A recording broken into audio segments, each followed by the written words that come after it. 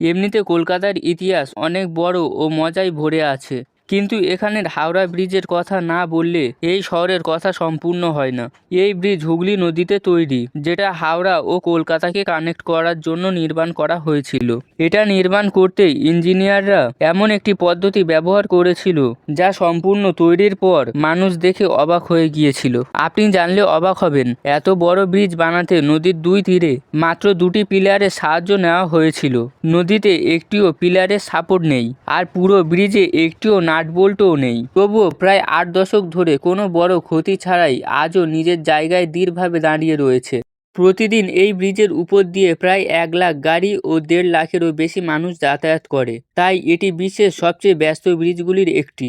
দ্বিতীয় বিশ্বযুদ্ধের সময় 1942 থেকে 43 সালের মধ্যে জাপান কলকাতায় একাধিক বোমা হামলা চালায়। হাওড়া ব্রিজকেও নিশানা করা হয়েছিল, কিন্তু সৌভাগ্যবশত ব্রিজটির তেমন কোনো ক্ষতি হয়নি। কিন্তু অবাক করার বিষয় হলো, যে ব্রিজ জাপানের বোমা হামলা থেকেও বেঁচে গিয়েছিল, আজ সেটিকেই পানের পিক আর গুটকার দাগ নষ্ট করে দিচ্ছে। আজকের গল্প বিশ্বের বিখ্যাত এবং অন্যতম সেরা ইঞ্জিনিয়ারিং নির্মাণ হাওড়া ব্রিজকে নিয়ে, যার নাম আমরা সবাই শুনেছি, কিন্তু এর প্রায় 150 বছরের ইতিহাস এবং নির্মাণের আসল গল্প খুব কম মানুষই জানে। कोलकाता में एंट्री के लिए ब्रिटिश काल के इस आइकॉनिक ब्रिज से गुजरना भी एक अनुभव है। डायनामिक आर्किटेक्चरल इल्यूमिनेशन और हावड़ा ब्रिज की खूबसूरती जो है इसे कई बार फिल्मों में दिखाया गया है। 18 শতকের মাঝামাঝি সময়ে ইংরেজরা ধীরে ধীরে প্রায় পুরো ভারত নিজেদের দখলে নিয়েছিল। নিজেদের শাসন ব্যবস্থা ও ব্যবসা আরও শক্তিশালী করার জন্য তারা ভারতের বড় বড় শহরে ব্যাপক উন্নয়ন শুরু করে। সময়ের সঙ্গে সঙ্গে পণ্য পরিবহন দ্রুত করার প্রয়োজন দেখা দেয়। তখন ভারতে রেলপথ নির্মাণের পরিকল্পনা করা হয়। 1853 সালে মহারাষ্ট্রের বোম্বেতে ভারতের প্রথম রেল লাইন চালু করা হয় এবং তার ঠিক পরের বছর 1854 সালে বাংলার হাওড়ায় রেলওয়ে নির্মাণ করা হয়। সেই সময় বাংলা ছিল ব্রিটিশ ভারতের সবচেয়ে শক্তিশালী প্রদেশ এবং কলকাতা ছিল ব্রিটিশ ভারতের রাজধানী। এখান থেকে প্রায় পুরো দেশের বাণিজ্য নিয়ন্ত্রণ করা হতো। তাই বাণিজ্য দ্রুত বাড়ানোর উদ্দেশ্যে ইংরেজরা বাংলায় রেল লাইন বসানোর কাজ শুরু করে এবং 1854 সালের জুন মাসে হাওড়া স্টেশন নির্মাণ সম্পূর্ণ হয়। ইংরেজরা প্রথমে বাংলায় রেলওয়ে নির্মাণ শুরু করতে চেয়েছিল, কিন্তু নির্মাণের সময় এক অদ্ভুত ঘটনা ঘটে। লন্ডন থেকে রেলের বগি ও যন্ত্রাংশ নিয়ে আসার সময় একটি জাহাজ সমুদ্রে ডুবে যায়, এমনকি কিছু সরঞ্জাম অস্ট্রেলিয়ায় পৌঁছে যায়। এই সব সমস্যার কারণে রেলওয়ে নির্মাণ প্রায় 1 বছর পিছিয়ে যায়। অবশেষে সব বাধা কাটিয়ে 1854 সালে হাওড়া স্টেশন থেকে আনুষ্ঠানিকভাবে রেল পরিষেবা শুরু হয়। ব্যবসায় বড় সমস্যা রয়ে গিয়েছিল, কারণ তখন হাওড়া ও কলকাতার মাঝখানে বিশাল হুগলি নদী এক বড় বাধা হয়ে দাঁড়িয়েছিল। হাওড়ায় ইংরেজরা নিজেদের অনেক কারখানা নির্মাণ করেছিল, কিন্তু হুগলি নদীর কারণে নদীপথে যাতায়াত করা ছিল অত্যন্ত কঠিন। বিশেষ করে বর্ষাকালে নদীর স্রোত বেড়ে গেলে পরিবহন প্রায় বন্ধ হয়ে যেত, ফলে অনেক সময় বাধ্য হয়ে তাদের ব্যবসাও সাময়িকভাবে বন্ধ রাখতে হতো। অবশেষে 1862 সালে হুগলি নদীর উপর সেতু নির্মাণের একটি নতুন পরিকল্পনা করা হয়। এরপর ইস্ট ইন্ডিয়া কোম্পানির চিফ ইঞ্জিনিয়ার জর্জ টার্নবুলকে এই প্রকল্পের দায়িত্ব দেওয়া হয়। তিনি আগে হাওড়া অঞ্চলে বিভিন্ন ইঞ্জিনিয়ারিং কাজের সঙ্গে যুক্ত ছিলেন। সরকারি নির্দেশ পাওয়ার পর তিনি কিছু মাস গবেষণা করে একটি বিস্তারিত প্রকল্প প্রস্তুত করেন এবং তা সরকারের কাছে জমা দেন। কিন্তু নানা প্রশাসনিক ও প্রযুক্তিগত কারণে এই সেতু নির্মাণের কাজ আবারও স্থগিত হয়ে যায়, ফলে এই গুরুত্বপূর্ণ প্রকল্পটি বহু বছর পর্যন্ত থেমে থাকে।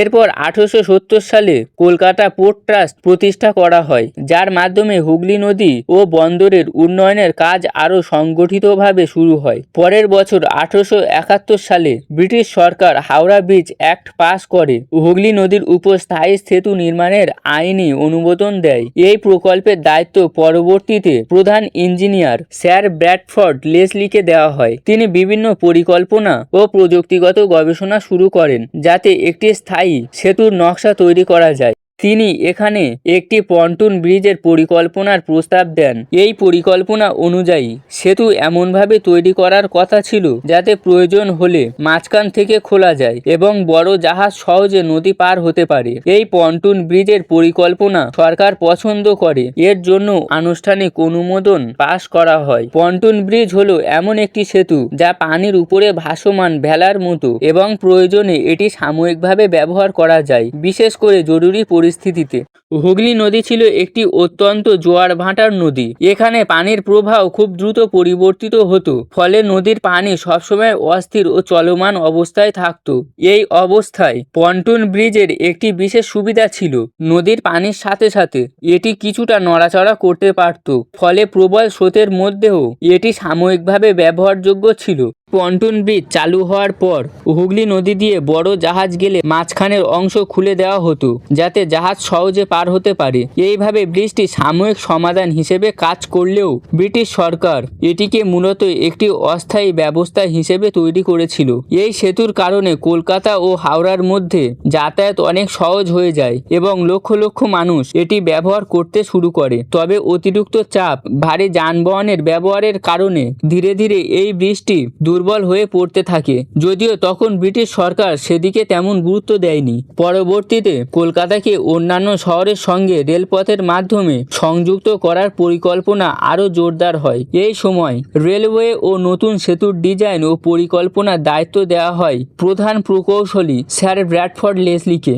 এই গুরুত্বপূর্ণ প্রকল্পে স্যার ব্র্যাডফোর্ড লেসলি তার সঙ্গে প্রকৌশলী আলেকজান্ডার মেডোজ রেন্ডেলকে যুক্ত করেন।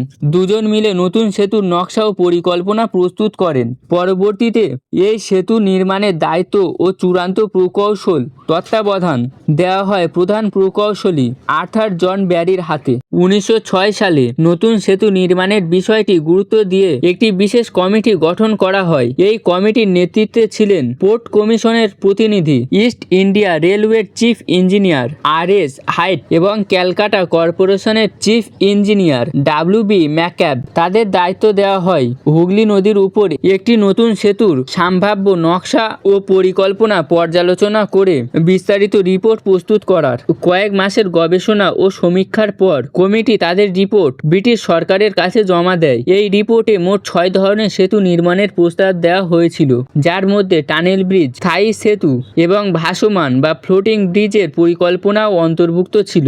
অবশেষে নির্মাণ ব্যয়, যান চলাচলের সম্ভাবনা এবং আর্থিক দিক বিবেচনা করে হুগলি নদীর উপর ফ্লোটিং ব্রিজ নির্মাণের সিদ্ধান্ত নেওয়া হয়। এরপর পোর্ট কমিশন নতুন ফ্লোটিং ব্রিজের নির্মাণের জন্য আনুষ্ঠানিকভাবে টেন্ডার আহ্বান করেন। এই প্রকল্পের জন্য মোট 23টি প্রকৌশল কোম্পানিকে শর্টলিস্ট করা হয় এবং প্রত্যেক কোম্পানিকে নিজেদের সেতু নকশা তৈরি করে কমিটির সামনে উপস্থাপন করতে বলা হয়। ঘোষণা করা হয়েছিল যে কোম্পানির নকশা সবচেয়ে কার্যকর ও উন্নত বলে নির্বাচিত করা হবে তাদের 3000 পাউন্ড পুরস্কার প্রদান করা হবে। এর ফলে হুগলি নদীর উপর আধুনিক সেতু নির্মাণের প্রতিযোগিতা শুরু হয়। সব কোম্পানি তাদের নিজস্ব ডিজাইন জমা দেয়। কমিটি প্রথমে একটি জার্মান কোম্পানির ডিজাইন খুব পছন্দ করে, কিন্তু পরে দেখা যায় ডিজাইনটি তাত্ত্বিকভাবে ভালো হলেও ব্রিজের নির্দিষ্ট লোকাল কন্ডিশন অনুযায়ী পুরোপুরি উপযুক্ত নয়। ফলে কমিটি শেষ পর্যন্ত সেই জার্মান ডিজাইনটি রিজেক্ট করে দেয়। যখন নতুন ব্রিজ নির্মাণের পরিকল্পনা চলছিল তখন বাংলায় একটি রাজনৈতিক ঘটনা ঘটে। লর্ড কার্জন বাংলাকে পার্টিশন করার সিদ্ধান্ত নেয়। এই সিদ্ধান্তের বিরুদ্ধে বাংলা জুড়ে প্রবল আন্দোলন শুরু হয়। এই রাজনৈতিক অস্থিরতা ও আন্দোলনের কারণে নতুন ব্রিজ নির্মাণের কাজ শুরু করা সম্ভব হয়নি। ফলে কয়েক বছর ধরে ব্রিজ প্রকল্পটি স্থগিত অবস্থায় পড়ে থাকে। এরপর 1911 সালে ব্রিটিশ সরকার বড় প্রশাসনিক পরিবর্তন আনে। তারা ভারতের রাজধানী ক্যালকাটা থেকে সরিয়ে দিল্লিতে নিয়ে যায়। রাজধানী পরিবর্তনের ফলে প্রশাসনিক পুনর্বিন্যাস এবং অন্যান্য সরকারি অগ্রাধিকারের কারণে আবারও নতুন ব্রিজ নির্মাণের কাজ শুরু করা যায়নি। ফলে ব্রিজ প্রকল্পটি আরও কিছু বছর বিলম্বিত হয়ে যায়। নতুন ব্রিজ নির্মাণের পরিকল্পনা বারবার পিছিয়ে যাওয়ার শেষ ধাক্কাটি দেয় প্রথম বিশ্বযুদ্ধ। প্রথম বিশ্বযুদ্ধ শুরু হয় 1914 সালে এবং চলে 1918 সাল পর্যন্ত। এই সময় ব্রিটিশ সরকার পুরোপুরি যুদ্ধ নিয়ে ব্যস্ত হয়ে পড়ে, ফলে হুগলি নদীর উপর নতুন ব্রিজ নির্মাণের দিকে ইংরেজদের আর নজর দেওয়া সম্ভব হয়নি। এই পরিস্থিতিতে 1917 সালে পুরনো পন্টুন ব্রিজ মেরামত করে সাময়িকভাবে চালানো হয়, কিন্তু ব্রিজটির অবস্থা দ্রুত খারাপ হতে থাকে এবং দীর্ঘদিন ব্যবহার করা সম্ভব হবে না, এটা স্পষ্ট হয়ে যায়। অবশেষে নতুন ব্রিজ নির্মাণের জন্য 1921 সালে একটি বিশেষ কমিটি গঠন করা হয়, যা ইতিহাসে মুখার্জি কমিটি নামে পরিচিত। এই কমিটির নেতৃত্ব দেন বাংলার বিখ্যাত শিল্পপতি ও প্রকৌশলী রায়বাহাদুর স্যার আর.এন. মুখার্জি। তিনি তখন মার্টিন অ্যান্ড কো লিমিটেড কোম্পানির প্রধান ছিলেন। এই কোম্পানির তত্ত্বাবধানে কলকাতার দুটি ঐতিহাসিক স্থাপনা নির্মিত হয়েছিল, ভিক্টোরিয়া মেমোরিয়াল আর বেলুর মাঠ। মুখার্জি কমিটির মূল লক্ষ্য ছিল হুগলি নদীর উপর একটি আধুনিক এবং দীর্ঘস্থায়ী ব্রিজ নির্মাণের চূড়ান্ত পরিকল্পনা তৈরি করা। ইংরেজ সরকারের রায়বাহাদুর স্যার আর.এন. মুখার্জির দক্ষতার উপর সম্পূর্ণ ভরসা ছিল। তিনি নতুন ব্রিজ নির্মাণের দায়িত্ব গ্রহণ করেন এবং দ্রুত কাজ শুরু করেন। মাত্র এক বছরের মধ্যেই 1922 সালে তিনি নতুন হাওড়া ব্রিজ নির্মাণ সংক্রান্ত একটি বিস্তারিত রিপোর্ট ব্রিজ কমিশনের কাছে জমা দেন। সেই রিপোর্টে হুগলি নদীর উপর ক্যান্টিলিভার ব্রিজ নির্মাণের পরামর্শ দেওয়া হয়, কারণ এই ধরনের ব্রিজ বড় জাহাজ চলাচলে বাধা সৃষ্টি না করেই শক্তভাবে নির্মাণ করা সম্ভব। পরবর্তী কয়েক বছরে পরিকল্পনা, নকশা এবং প্রশাসনিক কাজ ধীরে ধীরে এগোতে থাকে। অবশেষে 1926 সালে এই প্রকল্পে উল্লেখযোগ্য অগ্রগতি দেখা যায় এবং ব্রিটিশ সরকার আনুষ্ঠানিকভাবে new Howrah bridge act pass করে। এই আইন পাস হওয়ার মাধ্যমে নতুন হাওড়া ব্রিজ নির্মাণের সরকারি অনুমোদন সম্পূর্ণ হয় এবং ব্রিজ তৈরির পথ পুরোপুরি পরিষ্কার হয়ে যায়। পরবর্তীকালে ব্রিজ নির্মাণের পরিকল্পনা আরও উন্নত করার জন্য র্যান্ডেল পালমার এবং ট্রিটন নামের একটি কনসাল্টিং ইঞ্জিনিয়ার ফার্মকে বিকল্প পরিকল্পনার উপর কাজ করার দায়িত্ব দেওয়া হয়। এই প্রতিষ্ঠান 1929 সালে ক্যালকাটা পোর্ট ট্রাস্টের কাছে তাদের রিপোর্ট জমা দেয়। রিপোর্টে তারা ক্যান্টিলিভার ব্রিজ ও ফ্লোটিং ব্রিজ এই দুই ধরনের ব্রিজ নির্মাণের পরামর্শ দেন। এরপর 1930 সালে নতুনভাবে একটি বিশেষ কমিটি গঠন করা হয়, যা ইতিহাসে গুড কমিটি নামে পরিচিত। এই কমিটিকে নতুন ব্রিজ নির্মাণের চূড়ান্ত পরিকল্পনা নির্ধারণের দায়িত্ব দেওয়া হয়। গুড কমিটি একই বছর পোর্ট কমিশনের কাছে তাদের রিপোর্ট জমা দেয়। সেখানে তারা র্যান্ডেল পালমার এবং ট্রিটনের প্রস্তাব অনুসারে এগোনোর সুপারিশ করে এবং সাসপেনশন টাইপ ক্যান্টিলিভার ব্রিজ নির্মাণের সিদ্ধান্ত নেওয়া হয়। এরপর নতুন ব্রিজের বিস্তারিত ডিজাইন প্রস্তুত করে কমিটির কাছে জমা দেওয়া হয় এবং ব্রিজ নির্মাণের জন্য সরকারিভাবে টেন্ডার আহ্বান করা হয়। টেন্ডারে সর্বনিম্ন দর দেয় একটি জার্মান কোম্পানি। কিন্তু এরই মধ্যেই 1935 সাল চলে আসে এবং জার্মান ও ব্রিটেনের রাজনৈতিক সম্পর্ক অত্যন্ত খারাপ হয়ে পড়ায় সেই জার্মান কোম্পানিকে কন্ট্রাক্ট দেওয়া হয়নি। অবশেষে ব্রিজ নির্মাণের দায়িত্ব দেওয়া হয় ক্লেভেল্যান্ড ব্রিজ অ্যান্ড ইঞ্জিনিয়ারিং কোম্পানিকে। একই বছর অর্থাৎ 1935 সালে ব্রিটিশ সরকার নতুন ব্রিজ নির্মাণের কাজ দ্রুত এগিয়ে নিতে new Howrah bridge act amendment pass করে। এর ফলেই 1936 সালে ক্লেভেল্যান্ড ব্রিজ ইঞ্জিনিয়ারিং কোম্পানি নতুন হাওড়া ব্রিজ নির্মাণের কাজ আনুষ্ঠানিকভাবে শুরু করে। এই বিশাল প্রকল্প সম্পূর্ণ করার জন্য ক্যালকাটা পোর্ট ট্রাস্ট ফ্যাব্রিকেশন ও ইরেকশনের কাজ পরিচালনার দায়িত্ব দেয় হাওড়ার একটি বিখ্যাত ইঞ্জিনিয়ারিং প্রতিষ্ঠান ব্রেথওয়েট বার্ন অ্যান্ড জ্যাসপ কনস্ট্রাকশন কোম্পানিকে। এই কোম্পানি ব্রিজের বিভিন্ন স্টিল স্ট্রাকচার তৈরি, অ্যাসেম্বলিং এবং স্থাপনের গুরুত্বপূর্ণ দায়িত্ব পালন করে এবং নতুন হাওড়া ব্রিজ নির্মাণ দ্রুত এগিয়ে যেতে থাকে। হুগলি নদীর তলা থেকে বিপুল পরিমাণ কাদা ও মাটি তোলা শুরু হয়। ব্রিজের বিশাল ফাউন্ডেশন বসানোর জন্য নদীর গভীরে কাজ চলছিল দিনরাত।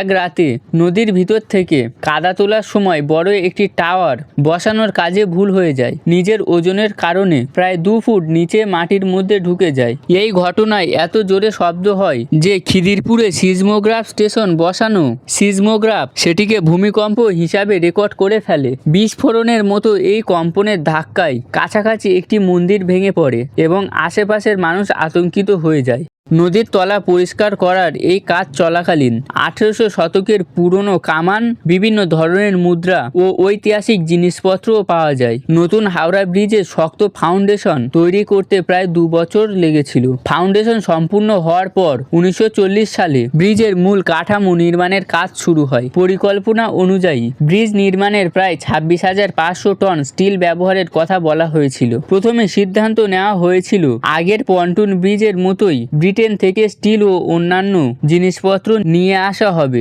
কিন্তু ঠিক সেই সময় শুরু হয় দ্বিতীয় বিশ্বযুদ্ধ। যুদ্ধের কারণে ব্রিটেন মাত্র 3,000 টন স্টিল সাপ্লাই করতে পেরেছিল, ফলে কাজ বন্ধ হয়ে যাওয়ার পরিস্থিতি তৈরি হয়। এই সংকটের সময় ভারতের নিজস্ব শিল্প প্রতিষ্ঠান টাটা স্টিল এগিয়ে আসে এবং বাকি প্রায় 23,500 টন স্টিল সাপ্লাই করে। পরে অবশেষে 1942 সালে ব্রিজের নির্মাণ সম্পূর্ণ হয়। তখন এই ব্রিজ নির্মাণের প্রায় 2.5 কোটি টাকা খরচ হয়েছিল, যা সেই সময়ের জন্য বিশাল অঙ্ক। নির্মাণের সময় এটি ছিল বিশ্বের 3য় বৃহত্তম ক্যান্টিলিভার ব্রিজ। ব্রিজের মোট দৈর্ঘ্য ছিল 2313 ফুট, উচ্চতা ছিল প্রায় 269 ফুট এবং উপরে রোড ডেক ছিল প্রায় 71 ফুট চওড়া। দুই পাশে মানুষের চলাচলের জন্য 15 ফুট করে 2টি ফুটপাত করা হয়েছিল।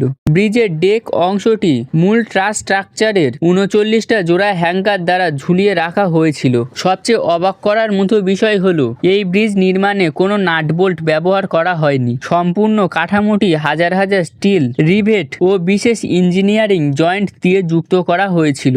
আরও অবাক করার বিষয় হলো পুরো ব্রিজটি হুগলি নদীর 2 তীরে মাত্র 2টি বিশাল পিলিয়ারের উপর দাঁড়িয়ে আছে। এই 2 পিলিয়ারের দূরত্ব প্রায় 1500 ফুট। মাঝখানে অতিরিক্ত কোনো সাপোর্ট নেই। আজ পর্যন্ত ব্রিজ একই দৃঢ়ভাবে দাঁড়িয়ে আছে। এই অসাধারণ ইঞ্জিনিয়ারিং কৌশলের কারণেই হাওড়া ব্রিজ আজও বিশ্বের অন্যতম বিস্ময়কর নির্মাণ হিসেবে লক্ষ লক্ষ মানুষকে আকর্ষণ করে। মানুষ আজও অবাক হয়ে ভাবে এত বড় ব্রিজ এত কম সাপোর্ট নিয়ে শত বছর ধরে কিভাবে দাঁড়িয়ে আছে। আসলে ব্রিজ নির্মাণের সময় ব্রিটিশ সরকার কনস্ট্রাকশন কমিশনকে স্পষ্ট নির্দেশ দিয়েছিল যে নদীর ভিতরে যতটা সম্ভব কম পিলার ব্যবহার করে ব্রিজটি তৈরি করতে হবে। এর প্রধান কারণ ছিল সেই সময় হুগলি নদীই ছিল ব্রিটিশদের বাণিজ্যের প্রধান লাইফলাইন। নদীপথ দিয়েই বড় বড় জাহাজে করে ইংরেজদের প্রায় সব মালপত্র কলকাতায় আসতো ও বাইরে রপ্তানি হতো। তাই নদীর মাঝখানে বেশি পিলার তৈরি করলে বড় জাহাজ চলাচলে বাধা সৃষ্টি হতো এবং জাহাজের সঙ্গে পিলারের দুর্ঘটনার আশঙ্কাও বেড়ে যেত।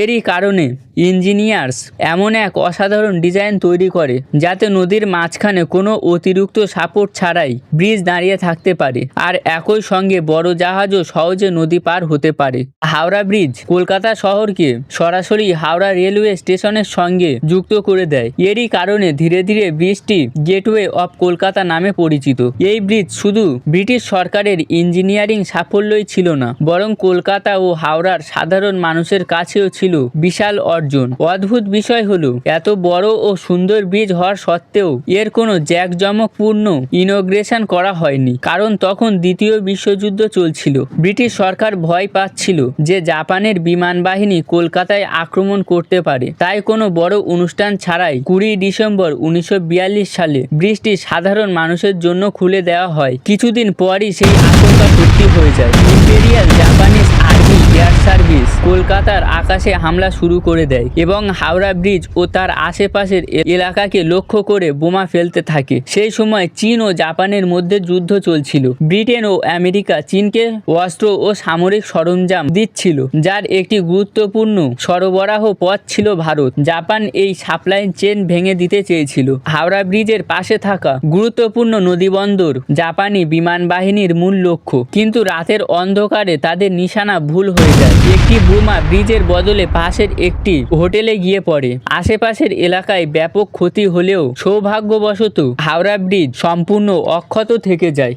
দ্বিতীয় বিশ্বযুদ্ধ শেষ হওয়ার প্রায় 2 বছর পর 1947 সালে ভারত ব্রিটিশদের থেকে স্বাধীনতা লাভ করে এবং হাওড়া ব্রিজের মালিকানা ভারতের হাতে চলে আসে। স্বাধীনতার পর ব্রিজটির ব্যবহার দ্রুত বেড়ে যায়। সেই সময় কলকাতা ও হাওড়াকে সংযুক্ত করার জন্য এটাই ছিল একমাত্র ব্রিজ, ফলে প্রতিদিন বিপুল পরিমাণ মানুষ ও যানবাহন এই ব্রিজ ব্যবহার করত। 1993 সালের আগে এই ব্রিজের উপর দিয়ে ট্রামও চলাচল করত, কিন্তু অতিরিক্ত গাড়ি গাড়ির চাপ বাড়তে থাকায় 1993 সালে ট্রাম চলাচল বন্ধ করে দেওয়া হয়। এর অন্যান্য স্ট্রাকচার ও ঐতিহাসিক গুরুত্বের কারণে দেশ বিদেশের বহু সিনেমা ও ডকুমেন্টারিতে হাওড়া ব্রিজকে দেখানো হয়েছে। 1965 সালে বিশ্বকবি রবীন্দ্রনাথ ঠাকুরের সম্মানে ব্রিজটির সরকারি নাম রাখা হয় রবীন্দ্র সেতু। 1970-এর দশকে ব্রিজের উপর যানবাহন চাপ এত বেড়ে গিয়েছিল যে হুগলি নদীর উপর আরেকটি ব্রিজ নির্মাণের প্রয়োজন দেখা দেয়। 20 মে 1972 সালে তৎকালীন প্রধানমন্ত্রী ইন্দিরা গান্ধী নতুন ব্রিজ নির্মাণের সিদ্ধান্ত নেন। 1979 সালে কনস্ট্রাকশন শুরু হয়। 1992 সালে ব্রিজ নির্মাণ সম্পূর্ণ হয় এবং সমাজ সংস্কারক ঈশ্বরচন্দ্র বিদ্যাসাগরের নামে এর নাম রাখা হয় বিদ্যা সেতু।